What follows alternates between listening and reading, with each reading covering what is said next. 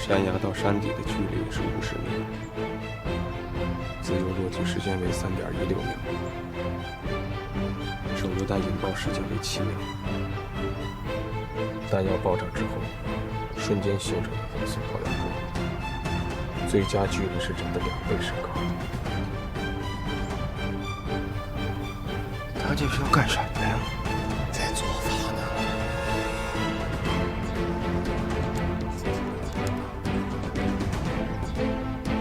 这闭着眼呀，那是在念咒；那个伸大拇指，是行雷公想法。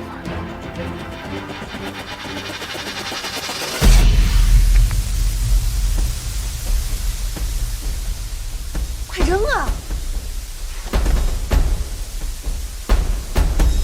要炸了，快扔啊！你快扔啊！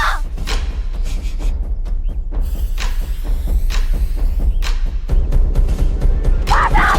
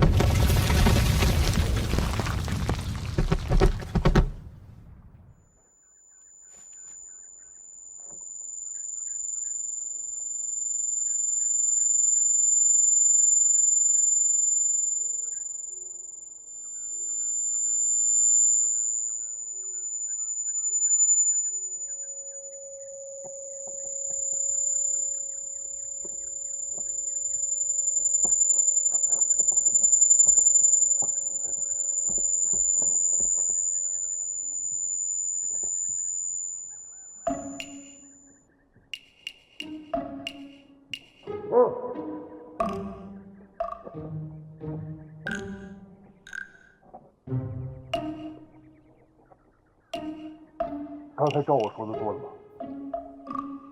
你说什么？为什么把我的话当耳旁风？哎呀，你别跟蚊子哼似的，你大点声啊！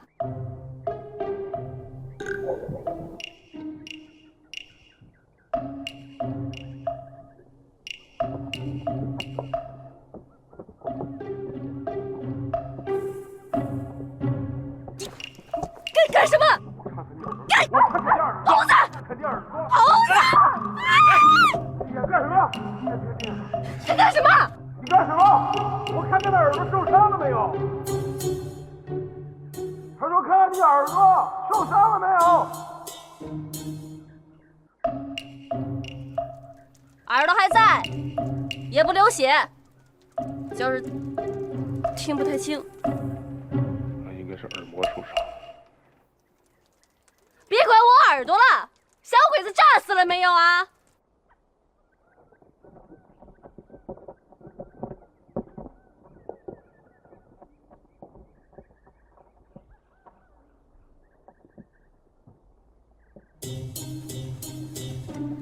差不多了。啊？差不多。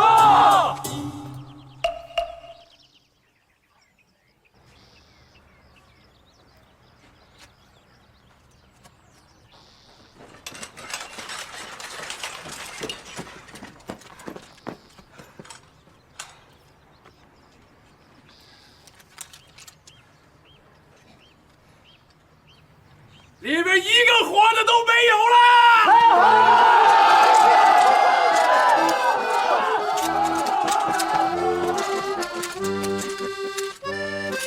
怎么样？你跟我说说，里边怎么了？跟你说什么呀？你又听不见。都死了！都死了！死了！全死了！咋死的？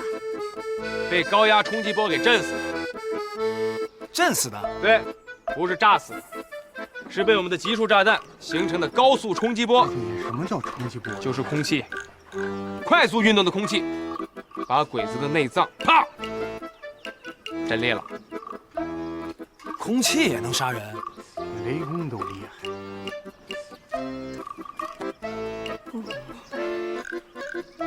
不不明白你点什么头。你还是有两下的，上级有眼光。不是我有两下子，这叫科学。你要是学会了，也有这两下子。所以要多看点书，书中不仅有颜如玉，也有战斗力。说了他也听不见。哦，他说啊，就是书中没有颜如玉，只有战斗力。我听见了，他说他读过书，咱们没读过书，咱们没文化，是我们不想读书吗？谁给我们书读了？地主老财、小鬼子，还是你这种有钱的二少爷给我们书读啊？啊？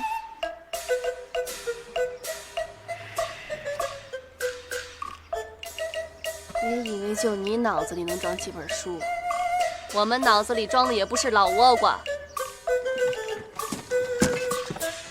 甭说什么颜如玉呀，没文化呀，老倭瓜。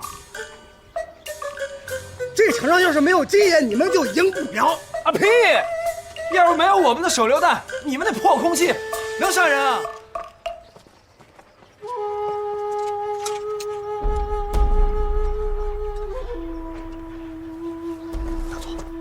会不会是重炮？这些土八路不可能有重炮，不要停下，赶紧追！嘿，追击！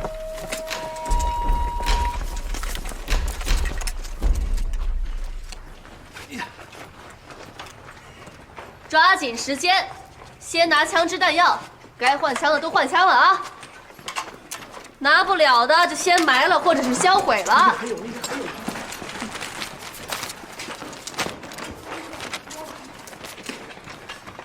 人家都捡枪捡炮的，你捡金票呢？哼，这可比票子值钱多了。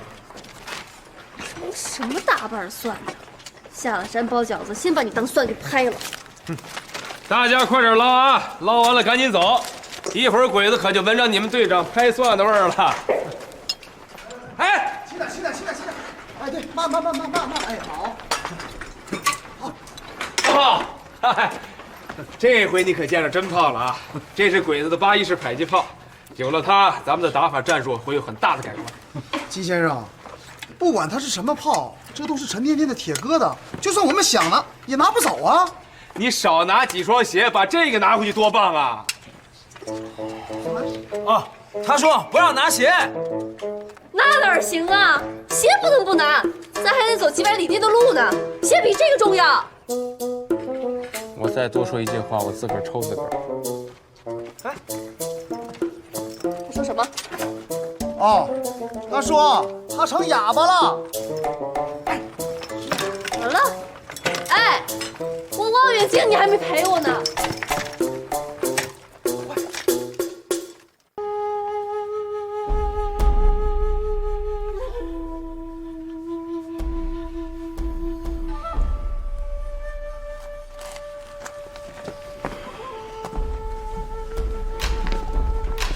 隐蔽在社区死角的13个人，被一次性的全部干掉，这根本就不可能。他们一半的人死于高强度的高压冲击波。高压冲击波，只有100毫米的重炮才能做到。这土八路根本就不可能有这样的武器。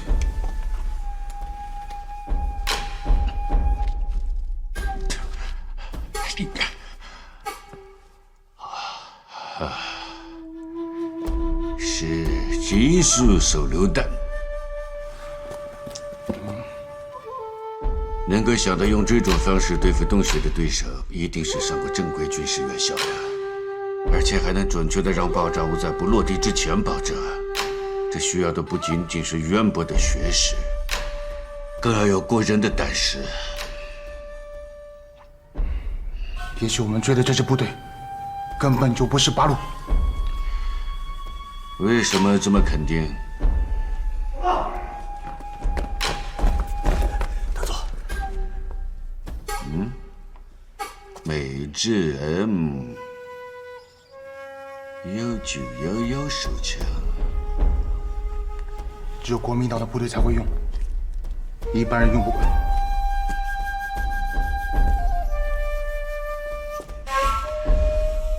那他是谁呢？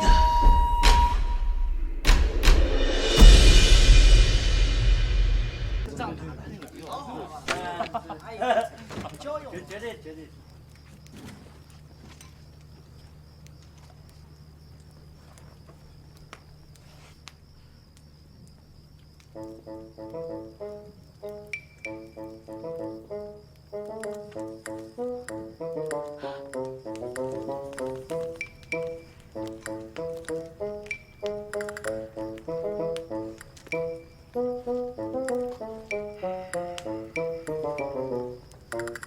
给人家的可不信要回去。首先，大家把这么好的口粮给了我，我很感激大家。但是，今天该齐先生，今天消灭了这么多鬼子，主要的功劳都在你。对。该说的话，但是我们队长说了，今天啊委屈你了。等我们突围了鬼子包围圈，一定请你吃餐大的，对吧？该说的话我必须得。不用谢了，太客气了。大家吃饱了就回去吧啊！我要说话。爷爷，你别生气，你该不是说你的。爷爷别说话。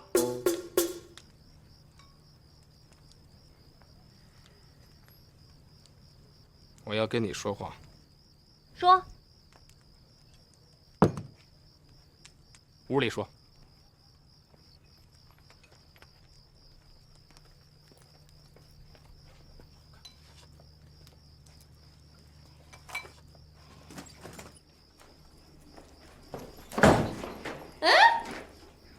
背着人也就算了，还关门儿。你小子不是憋着坏劲儿想做贼？坐。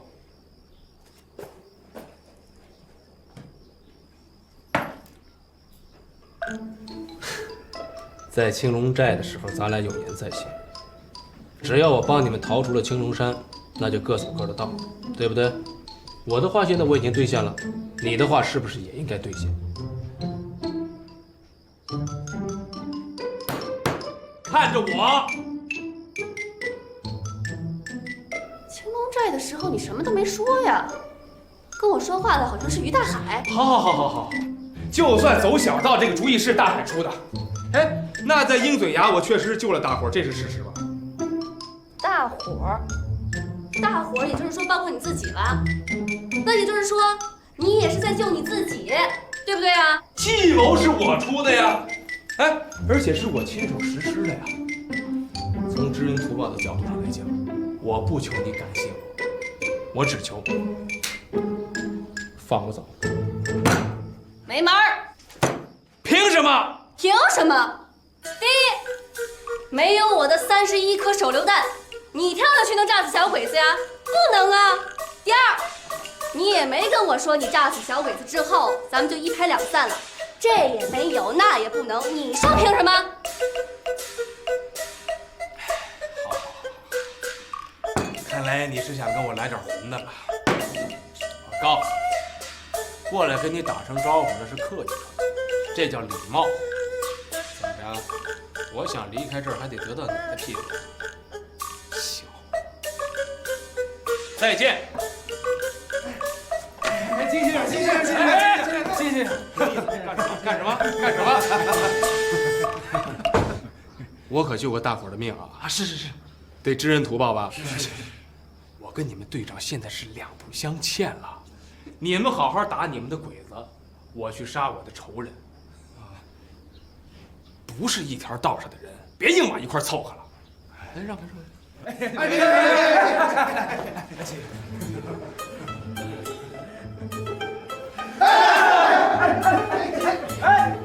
刚吃饱了饭，不宜做剧烈运动，扯断了肠子，我可不会接。好，都不睡觉了是不是？啊？我就不信你们能在这儿守一宿。好，我先睡，睡好了我再走。我要睡觉。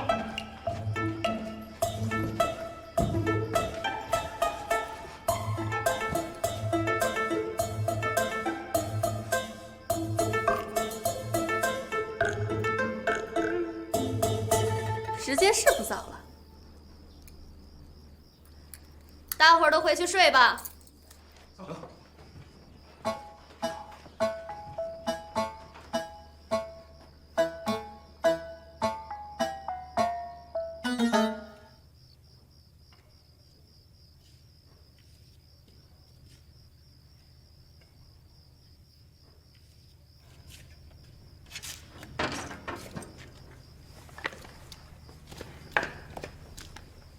田中，田中。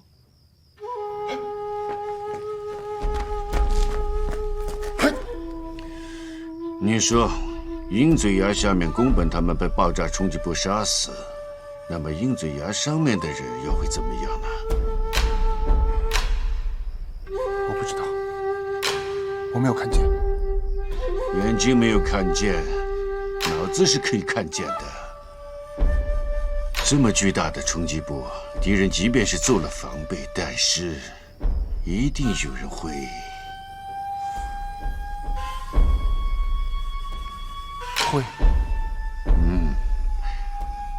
会被震成聋子。嗨，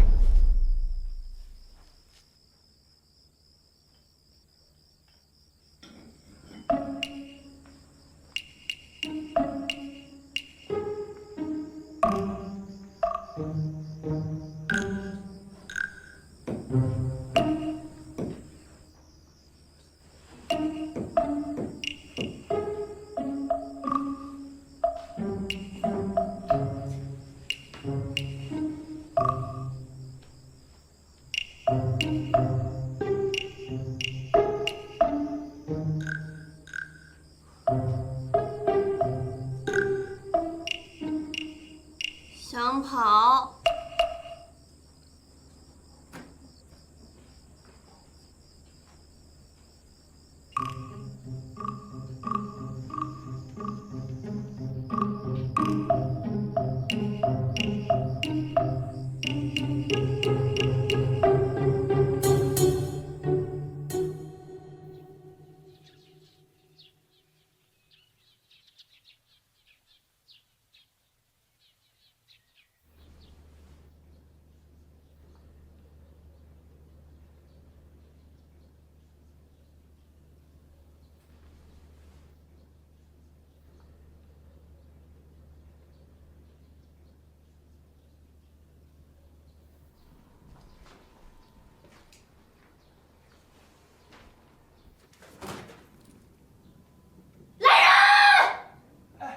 队长，人呢？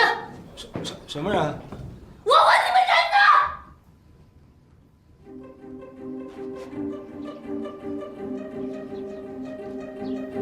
哎，对不起啊，队长，那个昨天晚上我们不知道为什么睡得格外死。人，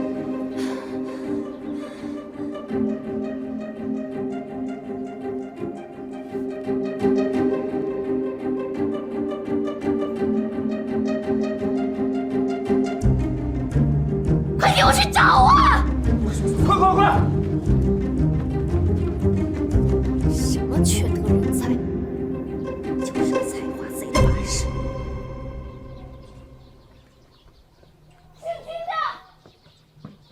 金刀子，你出来！队长，打听到了，在哪儿？往南边去了。南边。哎，队长。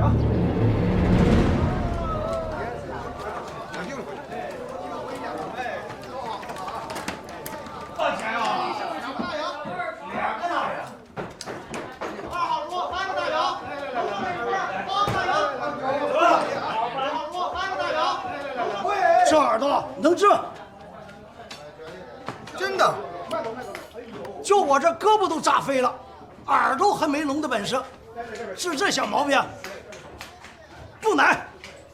什么？好治不难，吃我的2副药就治好。哎，金姐，咱要不要把这些药给带队长这边？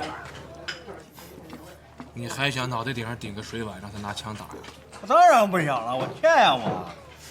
那就赶快吃，吃完了咱们好赶路。那咱去哪儿啊？去东安城找归建英。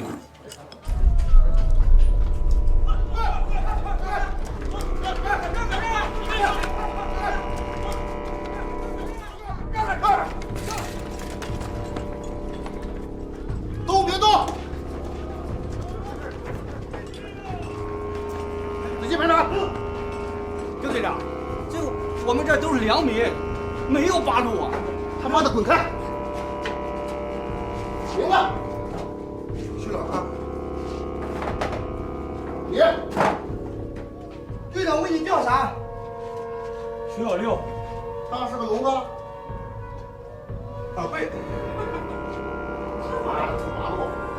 的地方来了？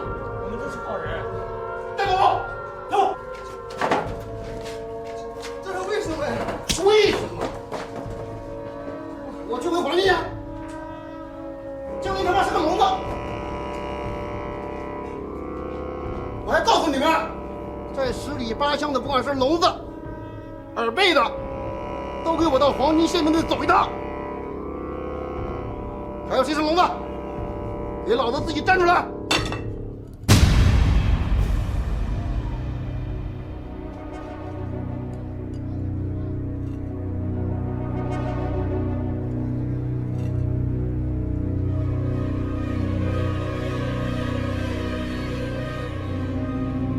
你是八路？我不是。不是你他妈叫啥？这个年月敢在老子面前这么大声讲话的，除了黄金就是八路。他们家打小就是做炮仗的，耳朵聋了，绝对不是八路。不好意思。大贵啊，大贵，大贵，大哥，你怎么来了？铁定有一个人有误啊！走！哎，队长，队长，黄云走好啊，黄远。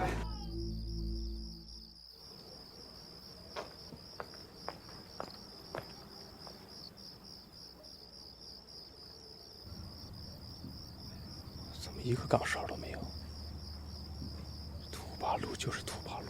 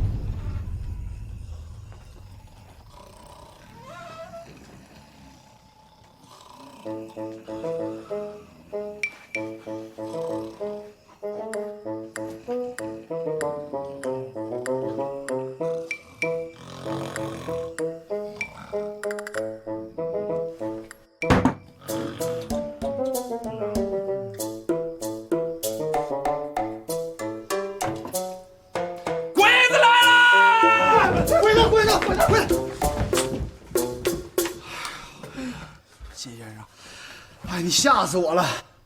睡得也太死了，你们！你们队长呢？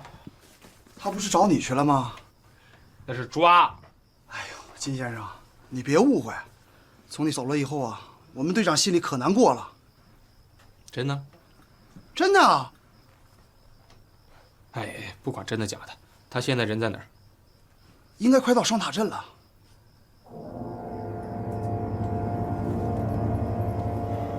他是往鬼子堆里扎呀！就是结实段。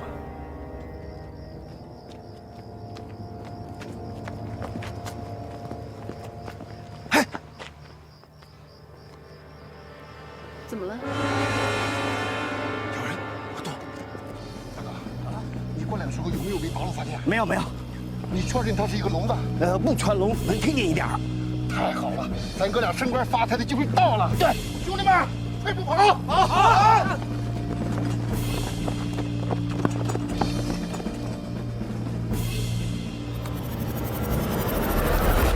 该说的我都说了，该做的也做了，剩下就是你们自个儿的事儿了。祝你们好运。哎，金先生，金先生，哎，等等等等，干嘛？我好心好意给你们来报信儿，你们还想仗着人多把我绑了？哎，你别误会，我是想求你救救我们队长。你们队长多有本事呀，他多厉害，还用我救？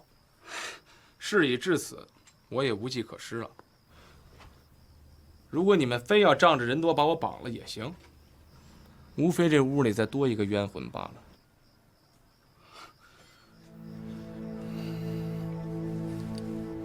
我也劝你们一句，趁鬼子没来之前，赶快各自疏散，否则全把你们消灭了。不可能。对。哼，不可能！你以为我跟你们开玩笑呢？半个小时之内不离开这个村子，全是烈士。所有人，双塔镇突围！哎，等会儿！敌人就是从双塔镇方向来的，你们还想过去啊？因为那里有我们队长。对，走。嗨，一群土包！集体集合！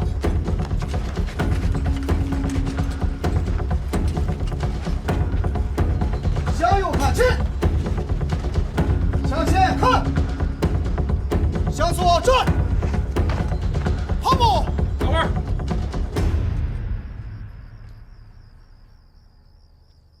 我答应你。胖子快点，要不3炮就被鬼子堵被窝了！快！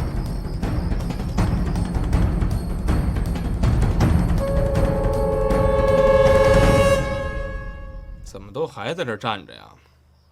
是不是不相信我呀？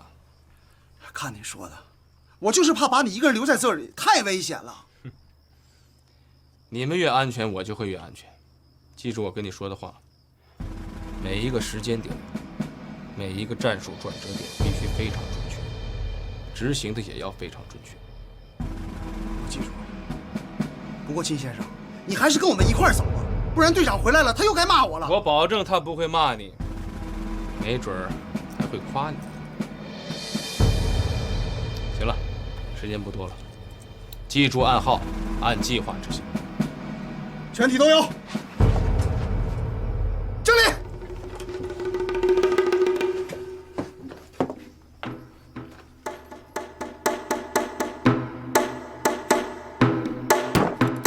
出发。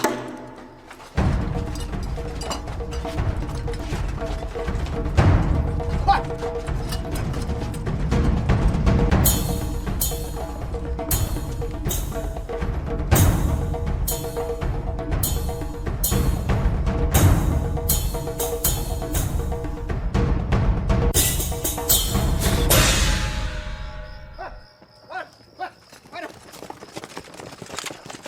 快点，兄弟们，抓到活的黄金钟留个场，快跑！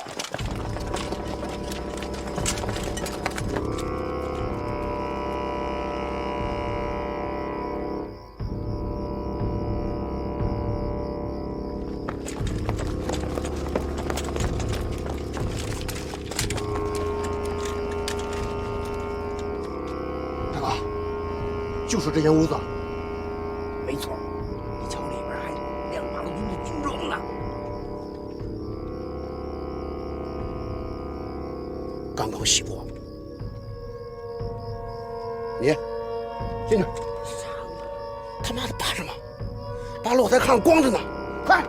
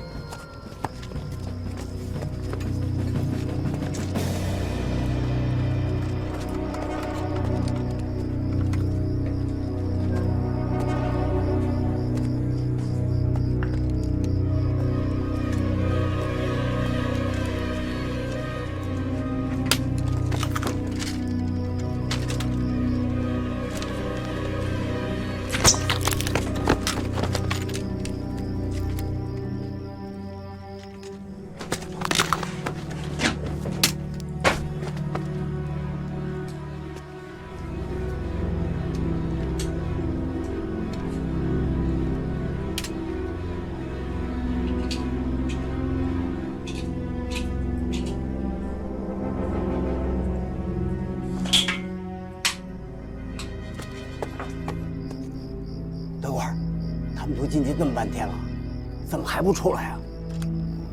他妈的，一群废物！有没有八路也给个信儿？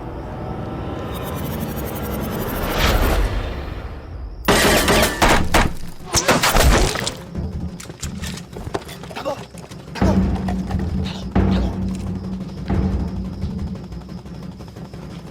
他妈的，给我打！把这给我打到山顶！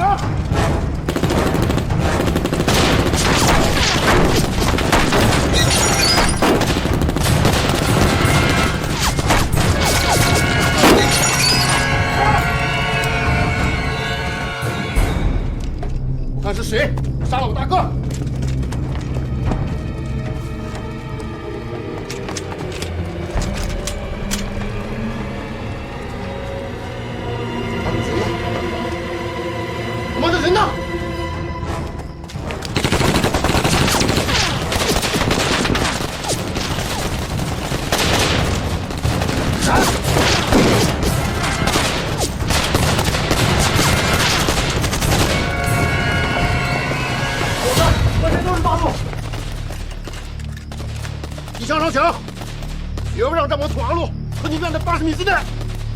放心吧，天不让战魔土地继续走，不黑的打！是。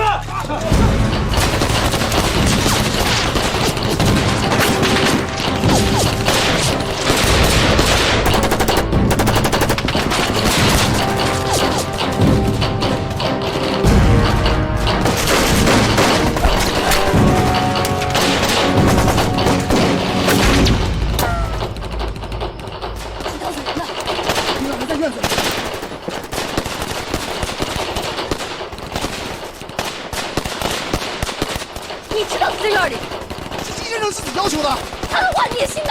院内对我威胁你不知道吗？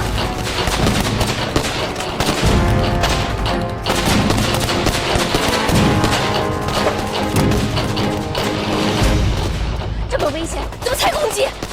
是他说的，等鬼子的枪声完全停止以后，让我数30下再打。可我只数了20下就打了。你猪脑子呀！就是一块石头，那也被炸成面的了。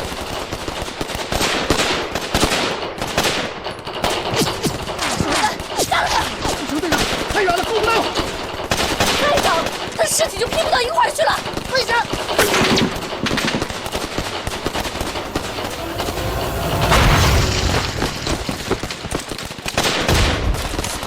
自己扎自己，那是我们自己的手雷，是金先生管我们要的。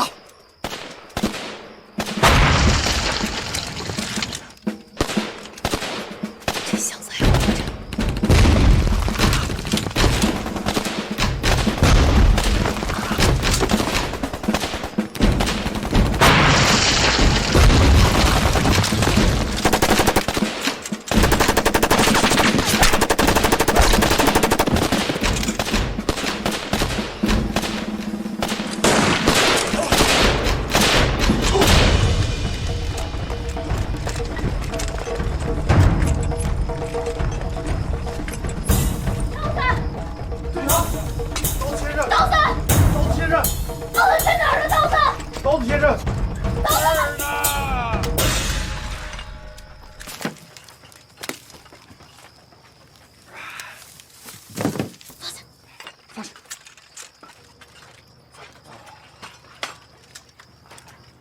胳膊受伤了，轻伤，大伙儿都差点成烈士吧？我可是又主动救了你一次，啊，这回咱们俩可算是两清了吧？从今天起，咱们俩各走各的，别动不动就仗着人多绑架我。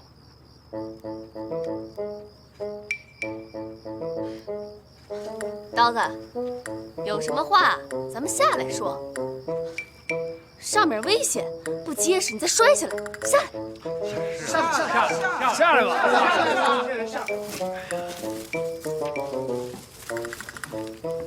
哎，小心点。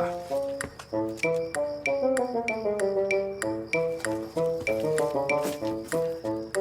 对，我上过你们一回当吧？是不是还想仗着人多帮我绑架的呀？啊！赶紧让你的队员都回屋去，我自个儿走。金刀子，你把我们游击队都抢成什么人了？太把自己当成香饽饽了吧？啊！我们离了你都活不成了，赶紧下来，走，赶紧走！我戴金花说话算数。信你一回。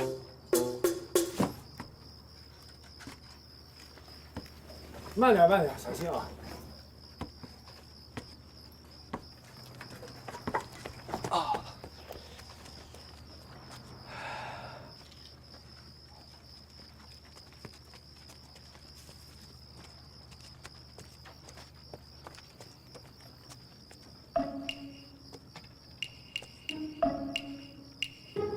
算你这次讲信用。既然一块打过仗，那就是战友了。没准哪天在战场上还碰得上。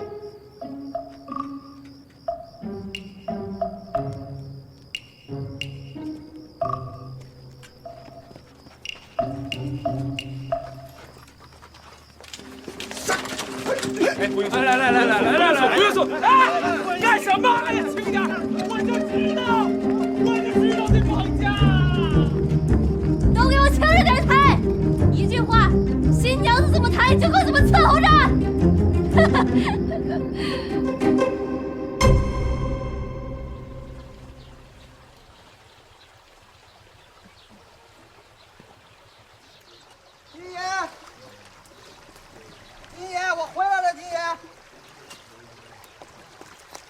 金爷，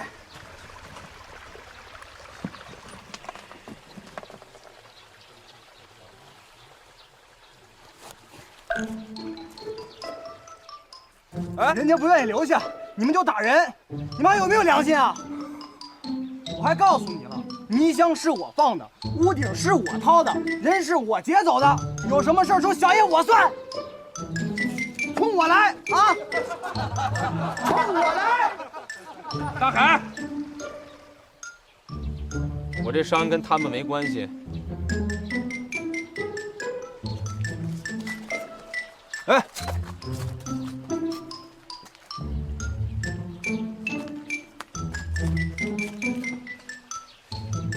金爷，你伤得重吗？不重，没伤着骨头和血管。这还不重啊？你都做担架了，你就骗我吧你！这是那个戴队长给我实施的优待政策。优待？咱们又不是俘虏。我跟你说，那个戴金花整个就是一个雷公的媳妇儿。我现在就找她去，我就不信我骂不过那臭娘们儿。回来！你现在说什么都没用，他听不见。哎，我让你买的东西买回来没有？他都这么对您了，您还给他这个呀？不给。哎呀，现在我觉着对这个女人来硬的不行，我想试试来点软的行不行？那咱们也不能太掉价了呀。我可有言在先啊，他要态度不好，不原谅。不说软话，不原谅。给您道歉，鞠躬不到90度，不原谅。这么短？这还多了，金爷，不多了。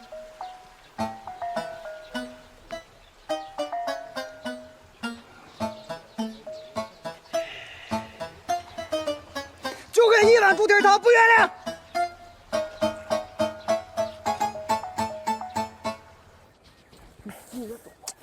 干什么？这裤子还没系上呢，你着什么急呀？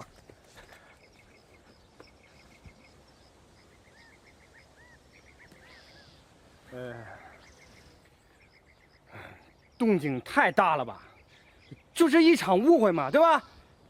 都散了吧，散了吧啊！李征，敬礼！礼毕。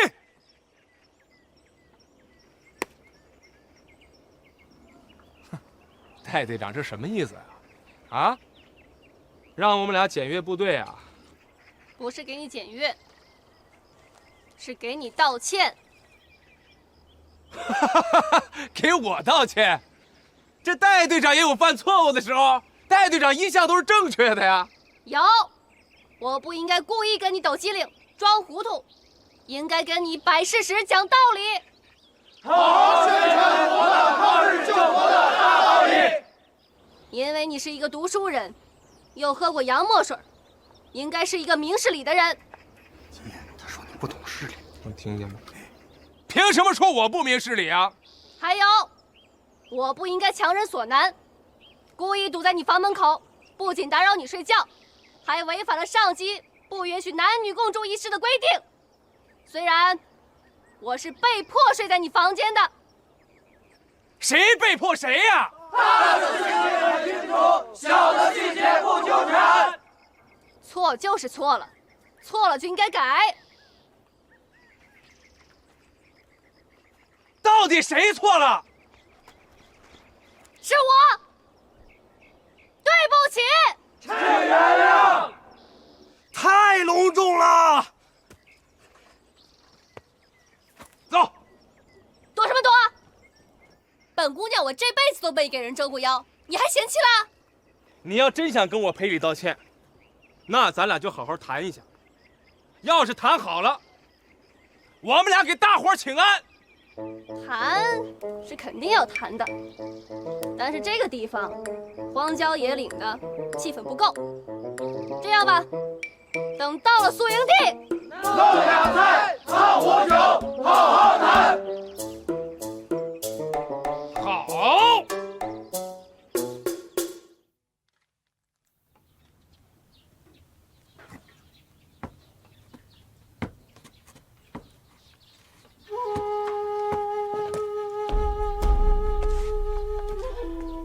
这些皇协军全是些废物，这么多人，竟然被关在院子里给消灭了。重新开花。这个战术安排不仅非常正确，而且还非常大胆，非一般人所为啊！可皇协军说，这是谢土八路啊。你跟土八路打那么多仗，打过这样毫无招架之功的仗吗？确实没有。地图。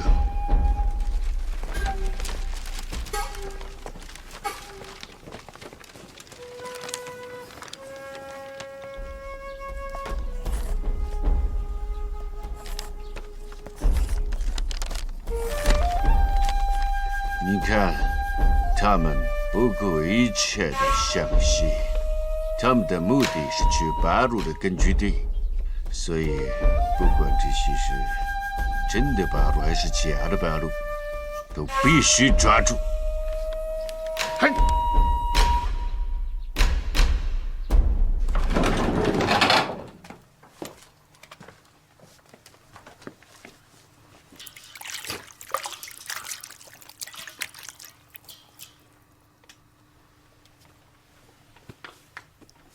还没开饭呢，酒也没烫，菜也没做，这就来了。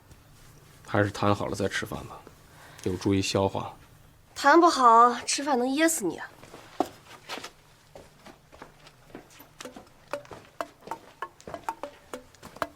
一定能谈好。买路的钱，治病的药，专治耳朵听不见。贿赂我？你的耳朵是我弄伤的，把它治好，我有这个责任。一看就是嘴不对着心说的。哎呀，我估计这个药啊，这药是真的，我也没说是假的呀，吆喝什么？上药。你这么近干什么？远点！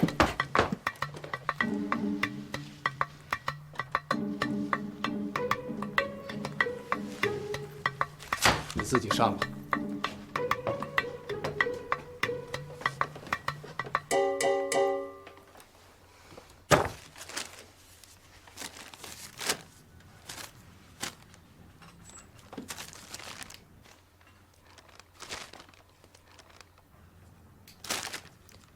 你过来，给我念念。二爷没这么伺候过人。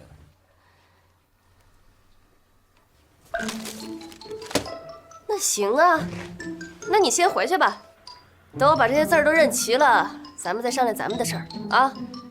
不用等太长时间，估计这么多的生字，我一咬牙一跺脚，2天，2天怎么着也认齐了。回去吧啊，回去。那还是我来吧。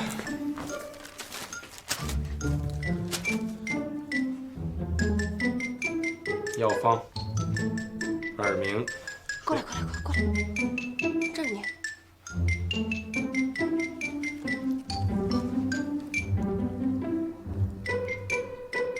药方，来喝。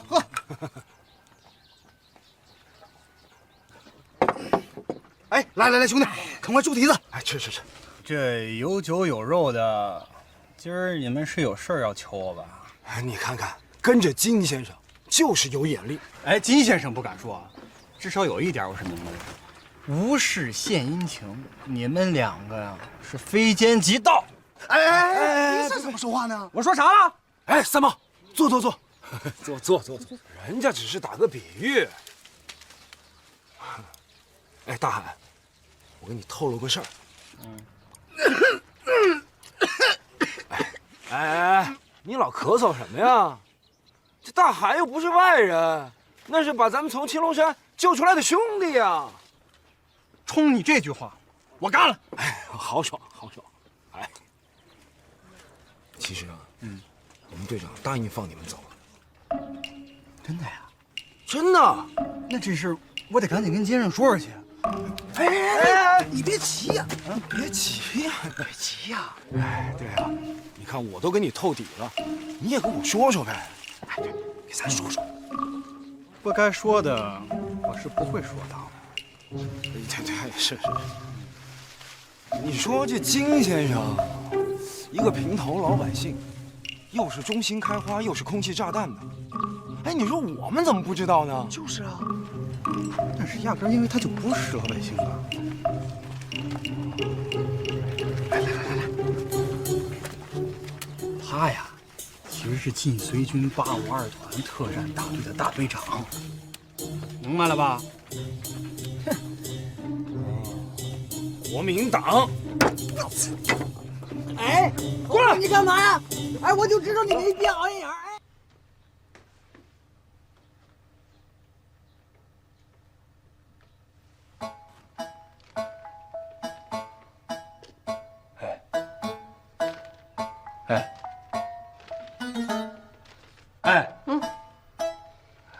看来是好多了。现在是不是咱们可以谈一下我走的问题了？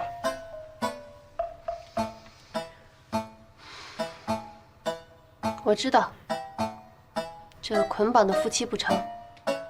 你要真不愿意，我也没办法。我会跟上级解释的。这么说，你同意我走了？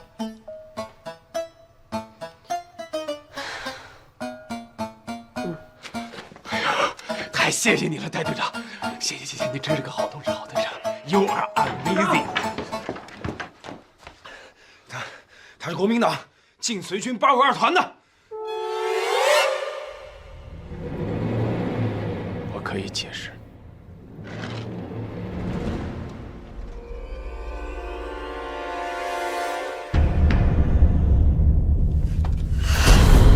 从不听国民党解释，都出去！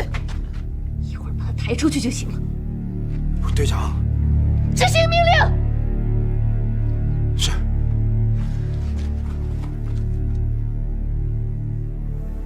我这辈子最恨别人骗我。我没有骗你。可你是国民党，是852团的，这么大的罪过，你为什么不说？国民党和罪过不能划等号，我们是有信仰的。胡扯！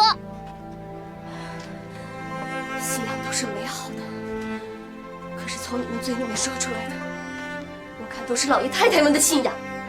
你们是美好了，可苦的都是老百姓。我觉得关于信仰这个问题，咱们俩谈不清楚。我很清楚，我们共产党被你们国民党杀了太多的人，这都是仇，还没算。戴金花跟你们852团这些王八蛋更有仇，也没算。那都是历史的问题，你找我算也算不着。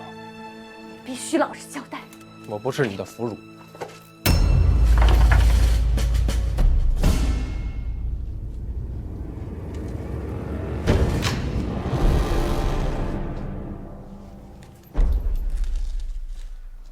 用枪抓你当俘虏，我都嫌丢人。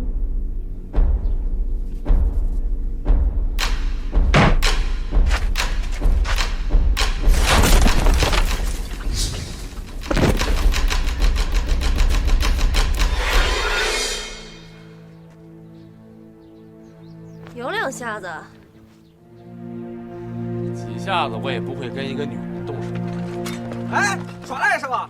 哎，你不是，看来这是要打群架呀！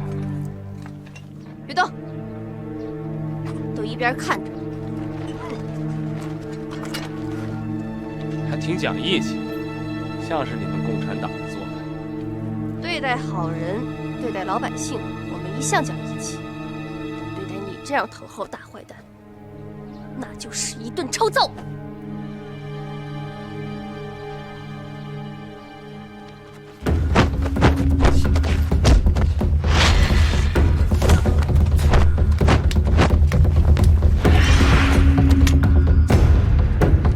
别以为我收拾不了你。看来这是事实了。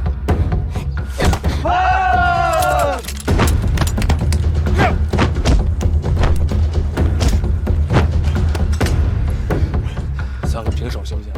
不行！哎，不打了，不打了。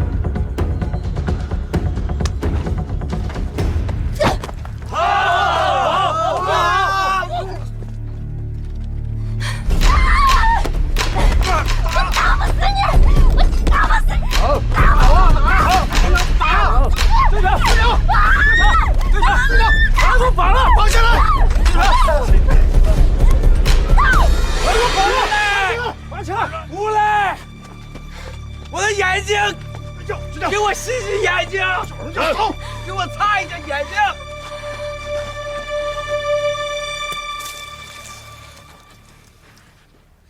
能看清了吗？我早看清了，你们戴队长就是个无赖女流氓！闭嘴！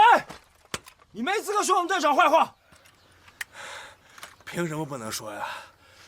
他敢做还不让人说？你给我擦擦的！行，那我说你听听，你见没见过背着炸药包炸鬼子炮楼的无赖啊？你见没见过身上有5处鬼子的伤，还跟鬼子玩命的女流氓啊？那也不至于对待我像对待鬼子那样吧？啊，又是打又是挠的，还往我脸上抹辣椒。没毙了你就算便宜你了。凭什么崩我？凭什么？凭什么？2年前，肖家坪你应该去过吧？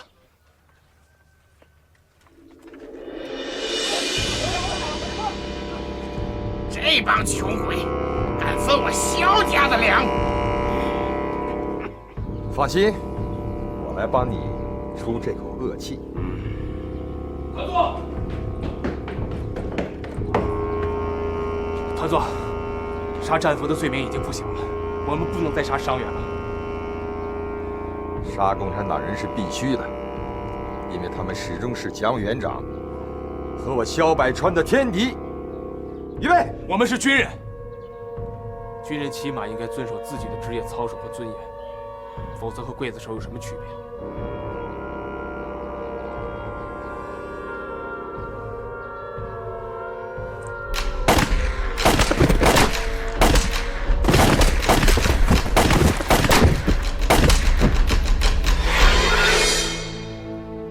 说啥？既然你去过，那么枪毙你，就是给死去的战友报仇。这个权利不仅队长有，我也有，我们游击队所有人都有。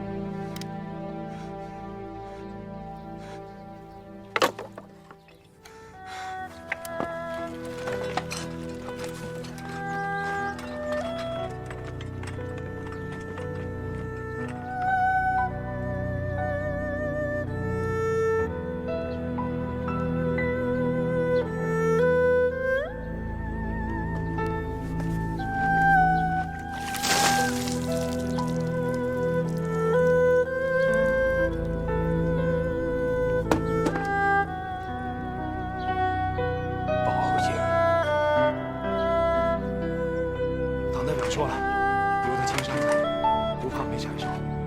说给部队留点准，必须撤！队长，撤！快撤！党代表，快撤！快撤！快撤！党代表，你还好吗？很久没这么跟你唠嗑了，我这心里有点不踏实。你给我出个主意吧，我听你的。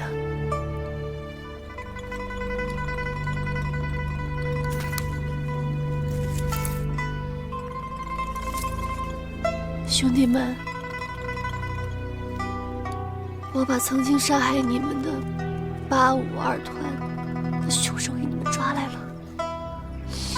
队长，人给你带来了。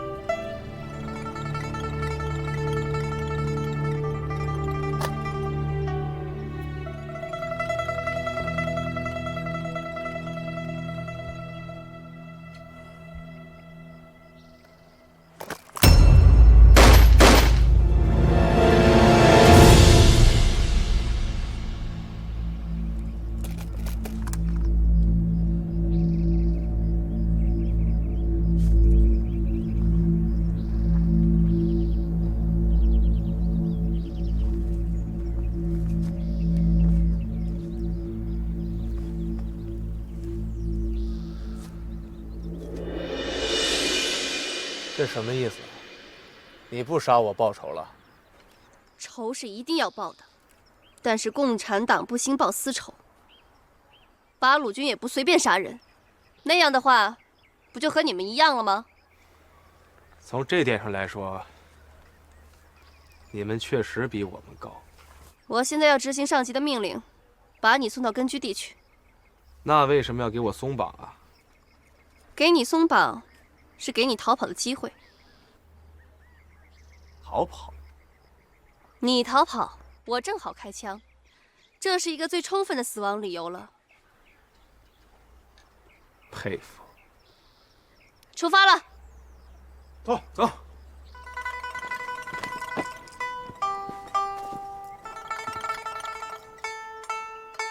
兄弟们，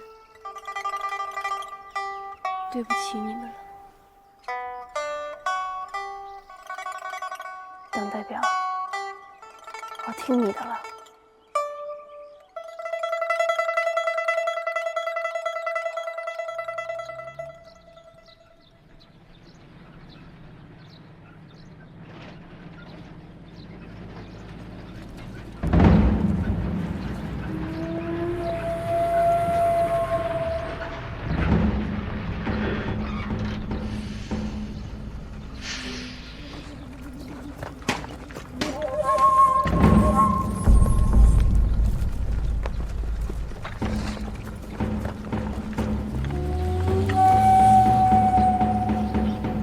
看过了大沙河就是我们的地盘了，鬼子怎么突然这么硬了？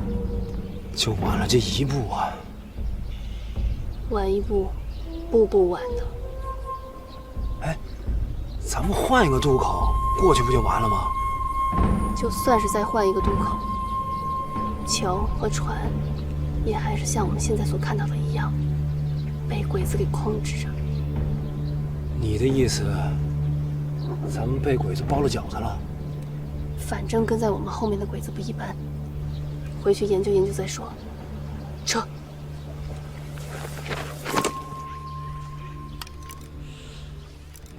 我保证，给我一个班，我一定可以杀出一条血路冲过去。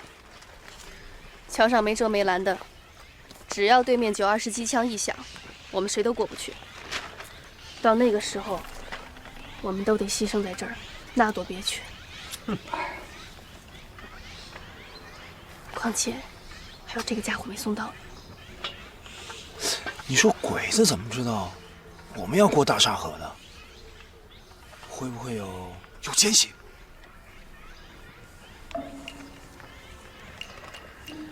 别瞎说！怎么过河脑子都不够用啊？还想那些歪道道？你别忘了，他可是晋绥军852团的。这些天，通过打的这几仗来看，我想他们不是干出那些撒三滥事儿的人。别想他了，赶紧想想怎么过河吧。哼，嗓子卡绿毛了。我有一点不成熟的意见，不知当讲否？不成熟就等熟了再说。我们被包围了。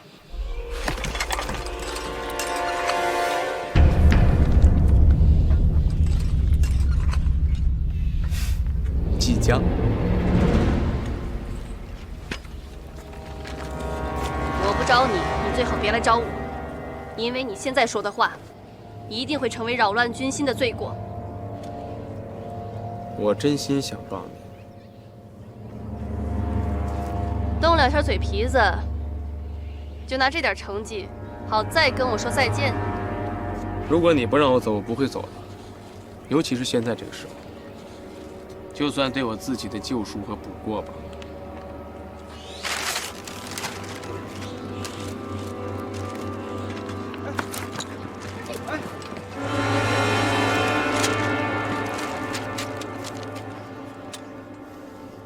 你们的行动意图太明显了，一直往西是吧？看看地图，啊，这么一条大直路，连个弯都没有。鬼子看得明白？太明白了。鬼子军官都是军校出来的，看地图是他们的基础知识。也就是说，你们的想法他们很容易猜到。鬼子会派先头部队来，先占据大沙河的渡口，然后他们的后续部队。